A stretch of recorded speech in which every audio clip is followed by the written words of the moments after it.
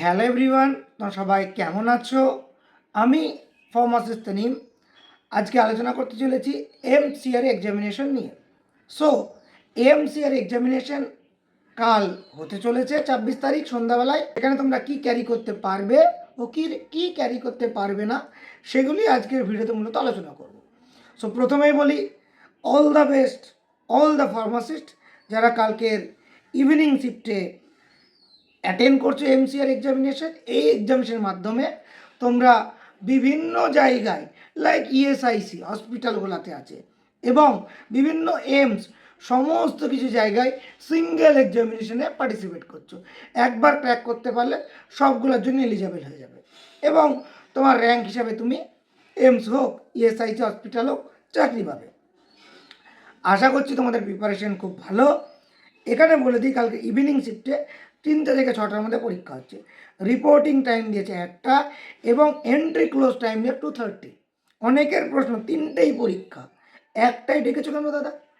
এখানে কথাটা হলো, মানে প্রচুর স্টুডেন্ট থাকে, সকলকে হলো একটা না 12:45 নাগাদ পৌঁছে যাও। হাতে কি রাখবে? অ্যাডমিট কার্ড এবং আধার কার্ড বা প্যান কার্ডের যে কোনো একটা অরিজিনাল, এইটা নিয়ে বাইরে দাঁড়ালে দেন তোমাদেরকে ভিতরে একটা একটা করে ঢোকাবে এবং ভিতরে ঢুকে লাইন দিতে হবে, সেখানে গিয়ে আবার চেক হবে। তাহলে এটা খুব গুরুত্বপূর্ণ টাইমিংটা। ওই প্রচুর স্টুডেন্টকে এক এক করে ঢোকাতে টাইম লাগবে, সেই ক্ষেত্রে যতটা তাড়াতাড়ি পারবে ঢুকে যাও ভিতরে। ভিতরে ফ্রেশ হয়ে হওয়ার একটা ব্যাপার আছে, সেগুলো বিস্তারিত বলছি। সো প্রথমেই করণীয় হচ্ছে, আমরা ভিতরে ঢুকে গেলাম, বাইরে ওখানে ব্যাগ রাখার জায়গা থাকে, যতটা পারবে মোবাইল এবং আদার গ্যাজেট কম নাও। মানে ইলেকট্রনিক গ্যাজেট কিছুই তো অ্যালাউ হবে না, সব ব্যাগে রেখে তোমাদের ভিতরে ঢুকতে হবে। যদিও টিসিএসে যাদের পড়েছে বেসমেন্টে ব্যাগ রাখার জায়গা আছে, সেখানে সিকিউরিটি থাকে। যদি ইন্ডিভিজুয়ালি ব্যাগ ভাড়া দেবে না, চুরি হওয়ার সম্ভাবনা থাকে, তবে খুবই কম, মানে নাই বললেই চলে চুরি হওয়ার সম্ভাবনা। আর খুব সিকিউরিটি চাইলে তোমরা বাইরে টিসিএসের বাইরে টাকা দিয়েও ব্যাগ রাখার জায়গা থাকে। তো সেইখানে ব্যাগের ভিতরে তোমার মোবাইল, ঘড়ি, হেডফোন, স্মার্ট ওয়াচ, আমরা যে ইয়ারবাড ইউজ করি, সমস্ত কিছু ব্যাগের মধ্যে রেখে বাইরে যেখানে টাকা নিয়ে রাখে সেখানে রেখে দাও, অথবা বেসমেন্টে রেখে দাও। দেন তারপরে লাইন দাঁড়িয়ে যাবে। যেই লাইনে দাঁড়ালে তারপরে তোমাদের চেক আপ হবে, সেখানে চেক আপে অর্নামেন্ট। ছেলেদের ক্ষেত্রে বেল্ট অ্যালাউ হবে না, তো তোমরা ঠিক সেই মতো কিন্তু প্যান্ট পরে যাবে, যে বেল্ট না হলেও যেন প্যান্টটা ঠিকঠাকভাবে পরা যায়। তো ছেলেদের ক্ষেত্রে বেল্ট বলো, আংটি বলো, কিছু অ্যালাউ হবে না। তো ছেলেদের এগুলো দেখে নিতে হবে। মেয়েদের ক্ষেত্রে জুয়েলারি এবং ইনারওয়্যারে কোথাও যেন কোনো ধরনের মেটাল না থাকে। মেটাল থাকলে সেটা অ্যালাউ হবে না, কারণ ওই ডিটেক্টরে ওটা আওয়াজ করবে।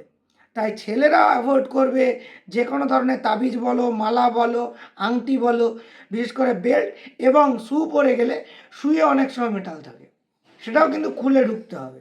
বা কিটো পরে গেলে মেটাল থাকে, তো আমরা অ্যাভয়েড করব মেটাল না থাকা যে কোনো ধরনের জুতো। ছেলেদের জন্য বেল্ট অ্যাভয়েড করব এবং তার সঙ্গে সঙ্গে অবশ্যই আংটি, মালা বা তাবিজ যে যাই পরো সেইগুলো কিছু পরবো না। মেয়েদের ক্ষেত্রে তোমাদের কোনো জুয়েলারি পরবো না আমরা, কারণ ওখানে ক্লিপ পর্যন্ত অ্যালাউ হবে না এবং চেক হয়।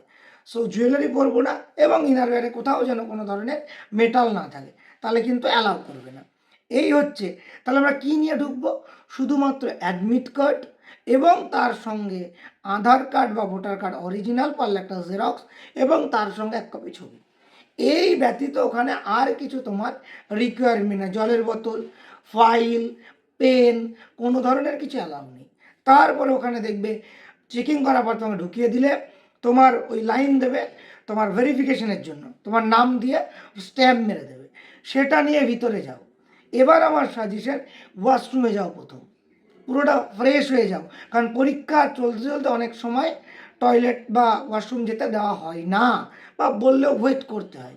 তাই পরীক্ষা শুরুতেই 3টে থেকে পরীক্ষা, ধরো দিন 2টার মধ্যে ঢুকে গেছো, কি ডেটটাই প্রথমেই তোমার কাজ হবে ওয়াশরুম গিয়ে ফ্রেশ হয়ে যাও এবং সেখানে সমস্ত নিজের কাজ ছেড়ে নিয়ে এবার হলে গিয়ে যে মানে ঘরের নাম্বারটা তোমাকে নিচে মেরে দেবে, মানে ইয়েতে অ্যাডমিট কার্ডে, সেই ঘরে গিয়ে বসে যাও কম্পিউটারের সামনে এবং কনসেন্ট্রেট করো নিজে কী কী পড়েছো রিকল করার। ডোন্ট ডিসকাস উইথ ইয়ার মানে সারাউন্ডিং ফ্রেন্ড, কিছু পরিচিত ফ্রেন্ড, কথা বললে আলোচনা করলে দরকার নেই। মুখস্থ করো শিডিউলগুলো, এ থেকে জেড কী শিডিউল পড়েছি আমরা। চেষ্টা করো ডেট অফ যে আমাদের আরে ফার্মেসি ল অ্যান্ড ইথিক্সে যে ডেটগুলো আছে, প্রেগনেন্সি অ্যাক্ট, পয়জন অ্যাক্ট, সিউটিক্সে আলোচনা করো ট্যাবলেটের মানে বা স্টেরিলাইজেশন প্রসেসগুলো, তার কি টেম্পারেচার, এটা আমার সাজেশন। ওখানে বসে বসে যতটা টাইম পাবে recall all the question and answer, এইরকম করে টাইমটা কাটিয়ে 3টে হলেই তারপরে পরীক্ষা শুরু হয়ে যাচ্ছে। সো তারপরে যত গল্প করার আছে পরীক্ষা শেষ হয়ে গেলে বন্ধু আসে গল্প করবে। তো মোটামুটি এটা আমার পক্ষ থেকে সাজেশন বলতে পারো। আর অবশ্যই সকলকে অল দ্য বেস্ট বলবো, খুব ভালো করে পরীক্ষা দাও। সকলের কাছে একটা সুবর্ণ সুযোগ, একটা সিঙ্গেল পরীক্ষা দেওয়ার মাধ্যমে বিভিন্ন সেন্ট্রাল গভর্নমেন্টের হসপিটালগুলোতে এক চান্সের চাকরির সুযোগ। এখন স্টার্টিং স্যালারি প্রায় 60-65 হাজার টাকা। সো এই পরীক্ষাটা তোমার জীবন পরিবর্তন করে দিতে পারে। তুমি একটা পরীক্ষা দেওয়ার মাধ্যমে 60,000 টাকা চাকরি পেতে পারো। তো একটু কনসেন্ট্রেট করো, সিরিয়াসলি পরীক্ষা দাও, কারণ পরীক্ষার হলে যে যত মাথাটা ঠান্ডা রাখতে পারবে সে তত ভালো পরীক্ষা দিতে পারবে। অনেক অ্যান্সারে তো জানো টেনশন করে গেলে, টেন্সড হয়ে গেলে হবে না। আর এখানে তো সেগমেন্টে পরীক্ষা হবে, মানে ভাগ ভাগ ভাগ ভাগ করে সে এক একটা সেগমেন্টে খুব কনসেন্ট্রেশন দিয়ে পরীক্ষা দেবে। আর অবশ্যই পরীক্ষার পরে আমাকে হোয়াটসঅ্যাপে হোক বা ফেসবুকে হোক বা ইউটিউবে হোক অবশ্যই কমেন্ট করে জানাবে তোমাদের কেমন পরীক্ষা হলো। Thank you so much, all the best, stay tune the pharmacist Tanim.